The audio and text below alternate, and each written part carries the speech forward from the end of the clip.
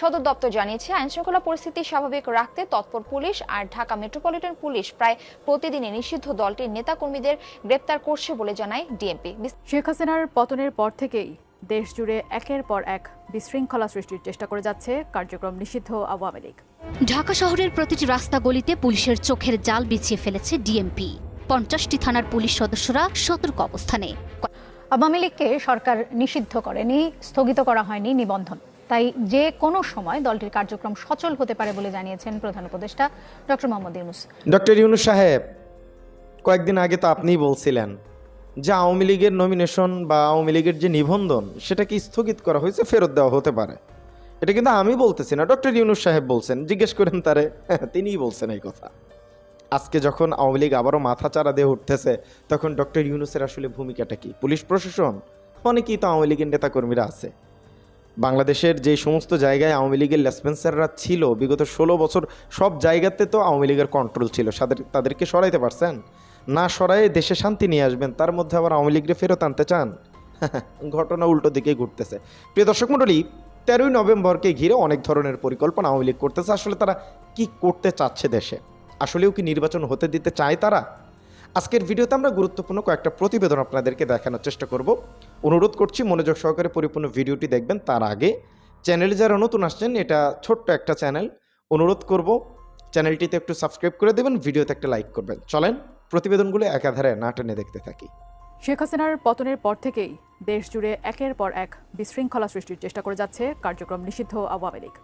এরই ধারাবাহিকতায় লকডাউন কর্মসূচির ডাক দিয়েছে পতিত দলটি। পরিকল্পনা করেছিল চরম বিশৃঙ্খলা সৃষ্টির, কিন্তু ফাঁস হয়ে গেছে তাদের সেই পরিকল্পনা।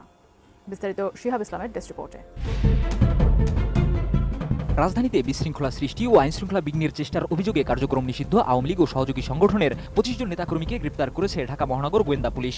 তাদের কাছ থেকে উদ্ঘাটিত হয়েছে এক অভিনব পরিকল্পনার তথ্য। রাজধানী জুড়ে 1 লাখ বেলুন ওড়ানোর মাধ্যমে রাজনৈতিক প্রতিরোধ ও প্রতীকী প্রতিবাদের প্রস্তুতি নিচ্ছিলেন তারা। 9 নভেম্বর দুপুরে DMP media and public relations বিভাগের উপপুলিশ কমিশনার ডিসি মোহাম্মদ তালিবুর রহমান এক সংবাদ বিজ্ঞপ্তিতে এসব তথ্য নিশ্চিত করেন। গত 24 ঘন্টায় ঢাকা মহানগর গোয়েন্দা পুলিশ ডিবি কর্তৃক কার্যক্রম নিষিদ্ধ আওয়ামী লীগ ও সহযোগী সংগঠনের 25 নেতাকর্মী গ্রেফতার করা হয়েছে। গ্রেপ্তার ব্যক্তিদের মধ্যে রয়েছেন নওপাড়া ইউনিয়ন শ্রমিক লীগের সভাপতি রূপচাঁদ ব্যাপারী, ঢাকা মহানগর দক্ষিণ ছাত্রলীগের বিজ্ঞান বিষয়ক সম্পাদক আবরার খান তাহমিদ, ছাত্রলীগের কেন্দ্রীয় কমিটির সদস্য রায়হান খান আজাদ, শেরেবাংলা নগর থানা আওয়ামী লীগের সাবেক কোষাধ্যক্ষ এবিএম নুরুল হক ছোটন চৌধুরী সহ দলটির বিভিন্ন সহযোগী সংগঠনের 25 জন নেতাকর্মী। নতুন বাংলাদেশ গড়তে এলো জুলফিকার স্টিল। জুলফিকার স্টিল, ইস্পাত দৃঢ় অঙ্গীকার। গত 24 ঘন্টায় রাজধানীর বিভিন্ন বিভাগে সমন্বিত অভিযান চালানো হয়। এর মধ্যে মিরপুর বিভাগ 3 জন, রমনা 3 জন, সাইবার বিভাগ 2 জন, মতিঝিল বিভাগ 4 জন, ওয়ারি 5 জন, উত্তরা 2 জন, তেজগাঁও 2 জন, লালবাগ 3 জন এবং গুলশান বিভাগ 1 জনকে গ্রেপ্তার করে। ডিসি তালিবুর রহমান বলেন, প্রাথমিক জিজ্ঞাসাবাদে গ্রেপ্তারকৃতরা স্বীকার করেছেন তারা ঢাকায় আকস্মিক ঝটিকা মিছিলের মাধ্যমে জনমনে আতঙ্ক এবং আইনশৃঙ্খলা পরিস্থিতি অস্থিতিশীল করার পরিকল্পনা করেছিলেন। পাশাপাশি রাষ্ট্রীয় অতিথি ভবন যমুনা সহ রাজধানীর গুরুত্বপূর্ণ এলাকায় আওয়ামী লীগের স্লোগান ও দলীয় রঙে 1 লাখ গ্যাস বেলুন ওড়ানোরও পরিকল্পনা ছিল তাদের। আইনশৃঙ্খলা বাহিনীর দাবি, এই পরিকল্পনার পেছনে ছিল সংগঠিত রাজনৈতিক প্রতিরোধের একটি বড়সড় প্রচেষ্টা। তবে গ্রেপ্তারকৃতদের পরিবারের সদস্যরা বলছেন তারা নিরপরাধ। এদিকে গ্রেপ্তারকৃতদের বিরুদ্ধে আইনানুগ ব্যবস্থা প্রক্রিয়াধীন রয়েছে বলে জানিয়েছে পুলিশ। ডিবি পুলিশের হাতে গ্রেপ্তার হওয়া এই 25 জনের বিরুদ্ধে মামলা ও তদন্ত এখন আলোচনার কেন্দ্রবিন্দুতে। দেখা যাক রাজধানীতে শান্তি শৃঙ্খলা রক্ষায় এই অভিযানের কি প্রভাব পড়ে। শিহাব ইসলাম, এটিএন নিউজ। প্রিয় বন্ধুরা, ভিডিও চিত্রটি দেখছেন। লকডাউন 13ই নভেম্বর, মানে কি একটা অবস্থা।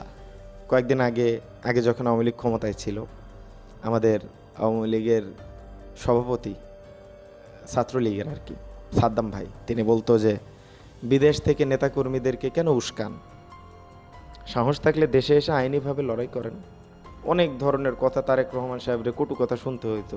কিন্তু দিন আসলে অনেক পরিবর্তনশীল, কোদ দিয়ে কি হচ্ছে এটা আসলে কি আর কব।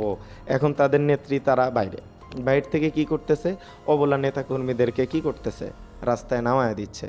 তাদের প্রতি তো চাপ আছে, কারণ একটা নিষিদ্ধ দল যখন মাঠে নামবে, পুলিশ প্রশাসন তো অবশ্যই একটু ব্যবস্থা নেবে। যদিও তাদের লোকজন আছে, সবাই ব্যবস্থা নিবে না। তো সেক্ষেত্রে এখন কি করা যাবে বলেন? ডক্টর ইউনূসের উচিত ছিল আগে আওয়ামী লীগের নেতাকর্মীদেরকে সরানো, কিন্তু সেটা তো করতে পারে নাই। তো সেই জন্য এখন আমাদের কষ্ট সহ্য করা লাগবে, কিছু তো করার নাই, তাই না? তো যাই হোক, আজকের ভিডিও এ পর্যন্তই। ভালো থাকেন, সুস্থ থাকেন।